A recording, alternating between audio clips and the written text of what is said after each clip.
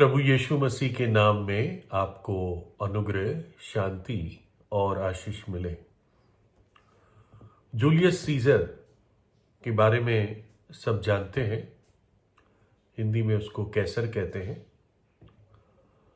और इसका जो जीवन था ये 12 जुलाई 100 ईसा पूर्व में इसका जन्म हुआ और 15 मार्च 44 ईसा पूर्व में ये मर गया। बहुत लंबी आयु नहीं थी, करीब 60 के आसपास ही इसकी आयु रही। और ये एक रोमी सेनापति था और राजनेता था। नेता नहीं था, राजनेता था। और 49 ईसा पूर्व में इसने बड़ी तरकीब से, चालाकी से ये पूरे रोमी राज का तानाशाह बन गया,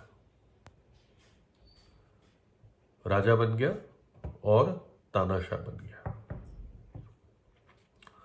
लेकिन 5 साल ही ये रह पाया रोमी राज का सम्राट, क्योंकि 5 साल बाद इसकी हत्या हो गई, असैसिनेशन हो गया।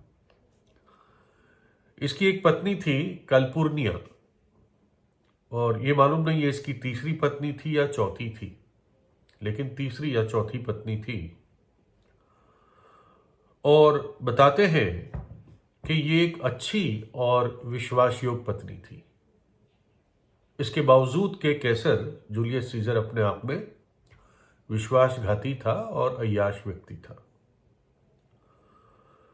और एक बार 14 मार्च 44 ईसा पूर्व को रात को कैसर ने देखा कि उसकी पत्नी नींद में ही कुछ कुछ बड़बड़ा रही है और मानो के सिसकियां ले रही है, जैसे रो रही हो या घबरा रही हो।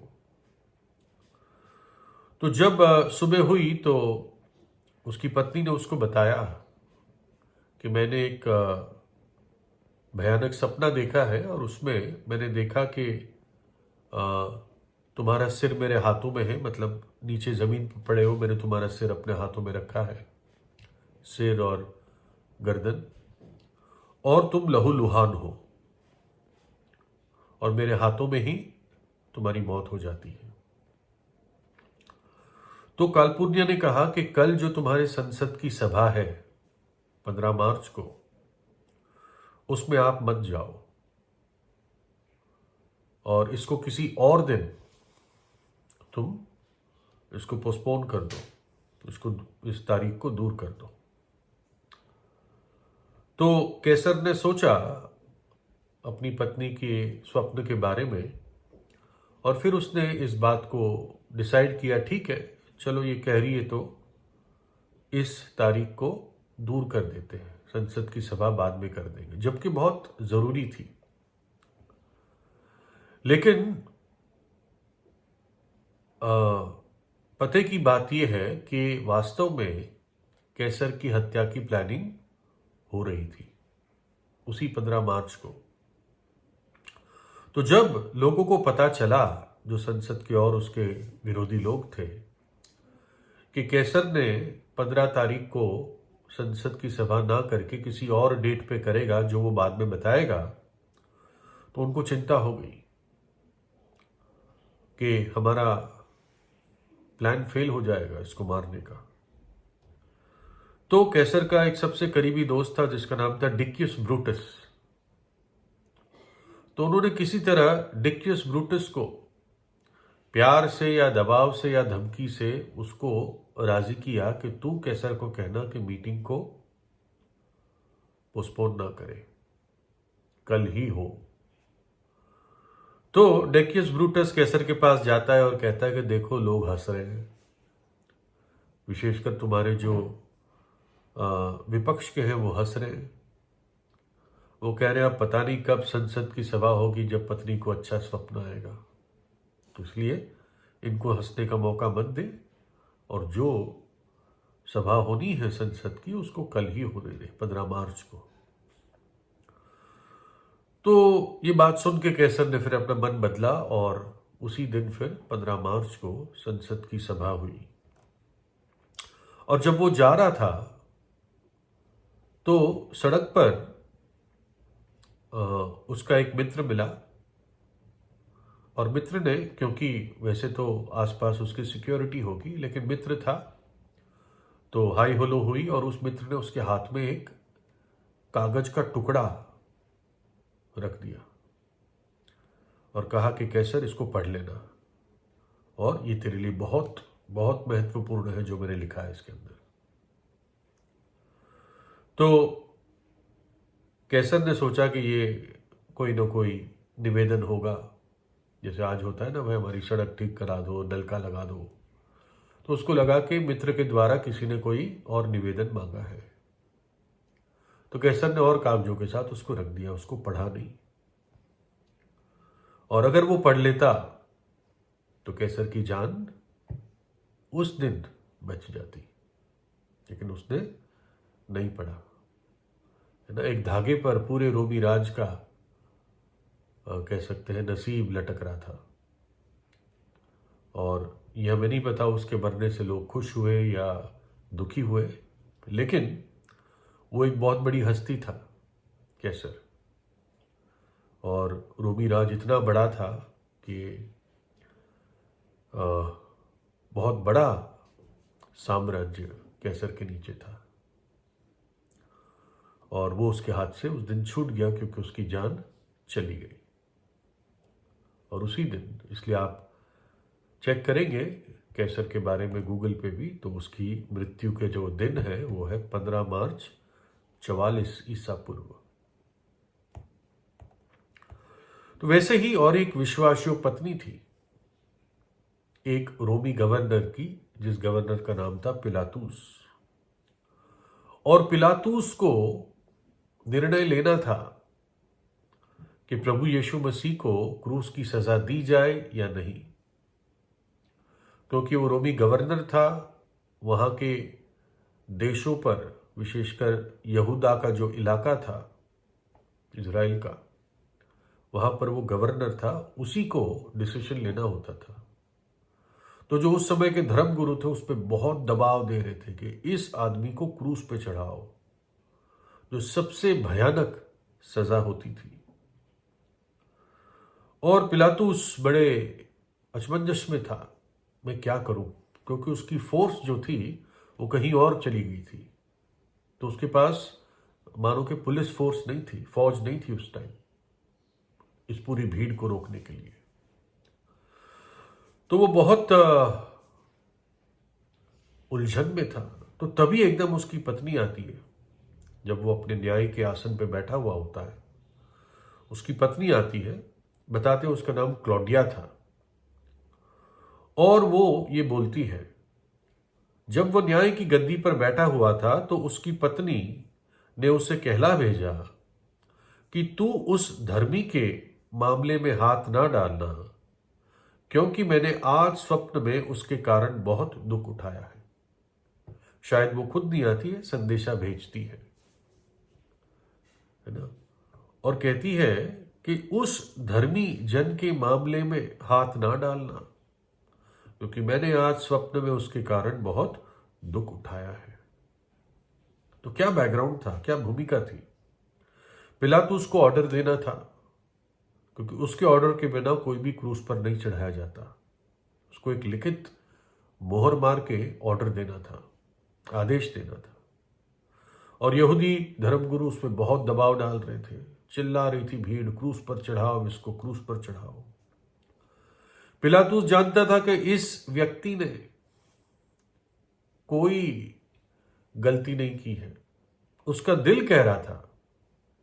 और 3 बार उसने अपने मुंह से कहा, मुझे इस शख्स में, इस व्यक्ति में कोई भी गुनाह या अपराध नहीं दिख पाता। वो व्यक्ति जो आदमी का चेहरा देख के बता दे, वो जांचने के बाद 3 बार कहा, मैं इस व्यक्ति में कोई भी अपराध नहीं पाता कि मैं उसको मृत्यु दंड दूं। और फिर जब उसकी पत्नी ये बात उसको बताती है कि उसको स्वप्न आया कि ये धर्मी जन है और इसके मामले में हाथ ना डालना, तो ये और डर गया। वो इस निर्दोष व्यक्ति की हत्या का दोष अपने ऊपर नहीं लेना चाहता था। उसके पास अधिकार था ना कहने का, लेकिन शायद हिम्मत नहीं थी। अगर वो हिम्मत से ना कह देता तो प्रभु यीशु को क्रूस पर ना चढ़ाते। मैं इस बात को और समझाऊंगा। और जब पत्नी ने ये बात कही और उसका मन भी कह रहा था, तो इसने पूरी कोशिश की कि प्रभु यीशु को क्रूस पे ना चढ़ाया जाए। उसने ये सोचा कि इसको कोड़े लगवा के लहूलुहान कर देता हूं, लोग दया कर देंगे। तो उसने प्रभु यीशु के कोड़े लगवाए और बहुत जी भर के कोड़े मारते थे रोमी सैनिक। और फिर जब नहीं माने तो क्रूस पे चढ़ाने का आदेश दिया। पिलातुस ने पानी मंगवाकर उन सब के सामने हाथ धोए। ये मान लीजिए एक रोमी गवर्नर हाथ धो रहा है। वो रोक नहीं पाया आखिर में प्रभु यीशु का क्रूस पे चढ़ाना, क्योंकि ये निर्धारित था परमेश्वर की ओर से कि परमेश्वर के पुत्र को क्रूस पर जाना अवश्य था। लेकिन हम कह सकते हैं कि पिलातुस की इसमें परीक्षा हुई। वो रोक नहीं पाया। चाहे फिर भी प्रभु यीशु तो क्रूस पे चढ़ता ही, लेकिन पिलातुस अपना ऑर्डर रोक सकता था अपने आप को साबित करने के लिए कि मैंने अपना जो रोल था वो निभाया। लेकिन उस पर दबाव इतना था, विश्वास तो नहीं था उसको, क्योंकि जब प्रभु यीशु ने कहा मैं सत्य की गवाही देता हूं, तो पिलातुस ने मुंह उठा के कहा सत्य क्या होता है। लेकिन उसका विवेक, उसकी पत्नी के स्वप्न की जो बात थी, उसकी अपनी जांच, बहुत घबरा रहा था। कह देता वो कि नहीं, मैं नहीं करूंगा। खैर, लेकिन प्रभु यीशु मसीह को तो बलिदान देना ही था। परमेश्वर के मेमने को वध होना ही था। ये तो परमेश्वर की बुद्धि और योजना के अनुसार सारी बातें हो रही थी। लेकिन मैं ये बताना चाह रहा था कि कैसे घटनाएं हुई।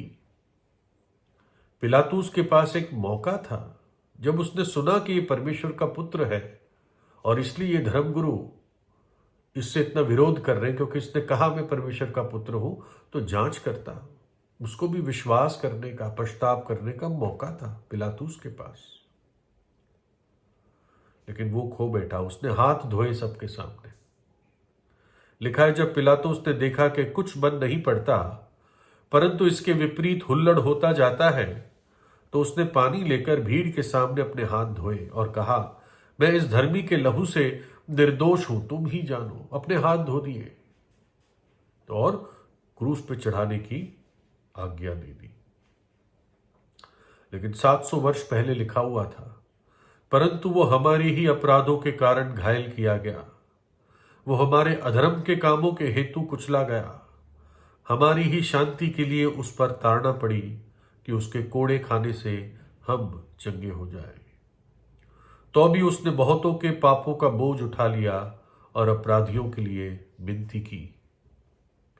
प्रभु यीशु जब क्रूस पर मारा गया, चढ़ाया गया, उसने हमारे पापों को और पापों की सजा को उठा लिया, अपना पवित्र लहू बहा दिया, ताकि जो कोई पापी उस पर विश्वास करेगा उसके पाप धुल जाएंगे। पिलातुस ने विश्वास नहीं किया। अगर विश्वास किया होता तो वो लड़ता कि इसको क्रूस पर ना चढ़ाया जाए, लेकिन उसने विश्वास नहीं किया। वहां पर उसका फेलियर था। प्रभु यीशु को बलिदान तो देना ही था अवश्य रीति से, किसी न किसी रीति से वो क्रूस पर चढ़ता ही। लोग उसको चढ़ा ही देते, वहां के जो आम लोग थे। लेकिन पिलातुस असफल रहा। आज भी वो नरक में अपने हाथ धो रहा होगा, और उसके हाथ कभी भी शुद्ध नहीं होंगे, है ना। इसी पृथ्वी पर हमें अपने हाथ और हृदय धोने का मौका मिलता है, उसके बाद नहीं मिलता। और हाथ धोना यानी सच्चे रीति से पापों से पश्चाताप करना और प्रभु यीशु के लहू से धुल जाना। परमेश्वर के निकट आओ तो वो भी तुम्हारे निकट आएगा। हे पापियों, अपने हाथ शुद्ध करो, और हे दुचिते लोगों, अपने हृदय को पवित्र करो। दुखी हो और शोक करो और रो। तुम्हारी हंसी शोक में और तुम्हारा आनंद उदासी में बदल जाए। कहता है दुख के साथ पश्चाताप करो, दुख के साथ, और परमेश्वर दया करेगा और अत्यंत रूप से क्षमा करेगा। जब कोविड की बीमारी शुरू हुई तो पूरी दुनिया में एक ही चीज बताई जा रही थी, अपने हाथ को धो, अपने हाथ को धो, अपने हाथ को धो। सही बात था, पानी से हाथ धोने की बात हो रही थी, साबुन से हाथ धोने की बात हो रही थी। लेकिन क्या किसी ने इसको सोचा? क्या परमेश्वर पूरी जगत को कह रहा है एक बात, अपने हाथों को शुद्ध करो, अपने हृदयों को पवित्र करो, अपने पापों को मान लो, पश्चाताप करो, त्याग दो। क्योंकि परमेश्वर हर मनुष्य को हर जगह मन फिराने की, पश्चाताप करने की आज्ञा देता है। तो ये मौका है ना। अब स्वप्न की आवश्यकता नहीं है, अब परमेश्वर का लिखित वचन बताता है कि पश्चाताप करो। आने वाला समय भयानक है, आने वाले प्रकोप से भागो, बच जाओ।